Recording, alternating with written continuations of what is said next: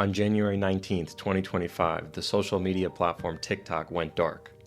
But then, just a few hours later, the site came back on. What just happened? Donald Trump had announced on a social media post that he will be rescinding the ban placed on TikTok. But how did this conversation start? Well, we have to go back a few years. Under President Donald Trump's first administration, TikTok became a focal point of scrutiny.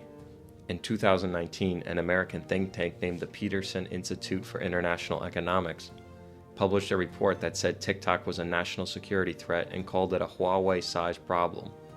Huawei is a Chinese electronics company that was accused by the U.S. government in 2018 for essentially being a Chinese government spying company.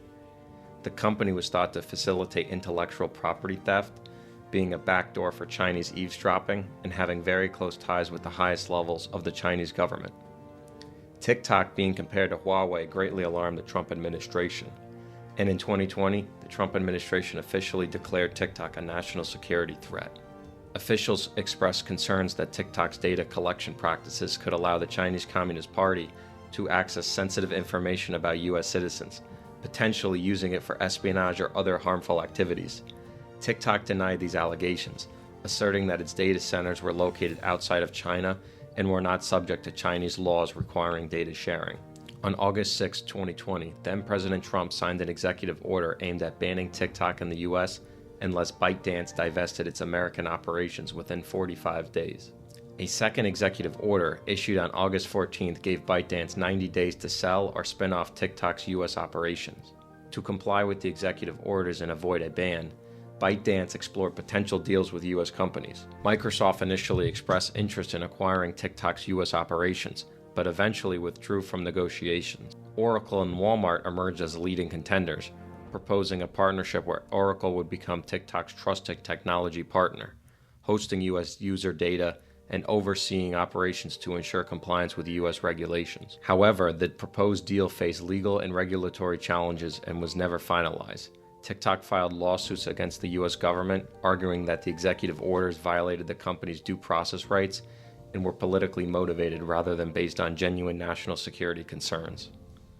Federal judges issued temporary injunctions blocking the ban, citing insufficient evidence to justify the claims against TikTok and potential overreach by the executive branch. After President Joe Biden took office in 2021, the administration paused the legal battles and reviewed the Trump-era policies on TikTok. In June 2021, Biden revoked Trump's executive orders targeting TikTok. Instead, Biden issued a new executive order tasking the Commerce Department with assessing apps connected to foreign adversaries, such as China, for potential risk to national security and U.S. citizens' data privacy. Throughout the years of the Biden administration, bills were introduced in Congress to ban TikTok, but they all failed, until one bill, titled Protecting Americans from Foreign Adversary-Controlled Applications Act, was passed in the U.S. House on March 13, 2024. The bill would ban operations related to TikTok completely within the country unless ByteDance makes a qualified divestiture as determined by the U.S. President. After some modifications, the bill was eventually signed into law by President Biden on April 24th. The ban was set to take effect on January 19, 2025. ByteDance filed a lawsuit after the law passed, arguing that the law violated the First and Fifth Amendments. The Fifth Circuit Court of Appeals rejected the lawsuit and declined an injunction.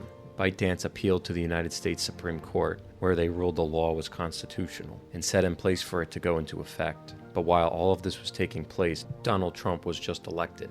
Trump had campaigned on not banning TikTok, even though in his first administration he tried to. On January 20th, his first day as president, he signed an executive order that delayed enforcement of the ban for 75 days. TikTok, which had just gone dark hours ago, came back on. But what's next for TikTok? The future of TikTok in the U.S. remains uncertain. While Trump's decision to delay the ban has given the platform temporary relief, ByteDance still faces pressure to divest its U.S. operations. Ongoing negotiations with Oracle could determine whether TikTok continues to operate or undergo significant changes.